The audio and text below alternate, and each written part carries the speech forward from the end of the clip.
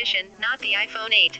Apple's next flagship will be called the iPhone X, not the iPhone 8, according to a report by Dutch site iCulture. If the report pans out, there will be an iPhone 8 too, it's just not the model we've been led to think. iCulture claims the bezel-less iPhone will be called the iPhone X, pronounced iPhone 10 via a reliable source based on information announced by Apple itself in Cupertino at a meeting on Thursday. iCulture's source was previously correct about the 10.5-inch iPad Pro. We can't corroborate the report, so take this all with a grain of salt, but I think iPhone X is likely the final name.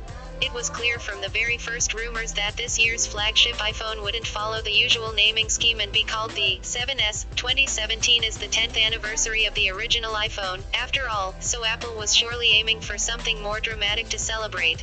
The names iPhone Edition and iPhone X have floated around before too, but for some reason the tech media, myself included, settled on calling it the iPhone 8. iPhone X seems the most reasonable choice. It's been 10 years since the original, which the X commemorates without looking like Apple suddenly skipped a few generations.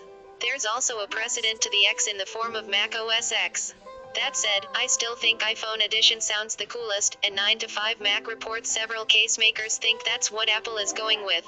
Meanwhile, Apple is also expected to announce 2 other iPhones which don't feature a bezel-less design, in other words, the iPhones no one cares about. Those have usually been referred to as the iPhone 7S and 7S Plus, but iCulture's report suggests that they will be the ones adopting the iPhone 8 moniker. According to the report, iPhone pre-orders will begin on September 15th, and deliveries will start on September 22nd. This all begs the question though, what will Apple call devices after the iPhone X? My vote is Apple start using animals, like OS X's cats. I'd like an iPhone X giant panda, please.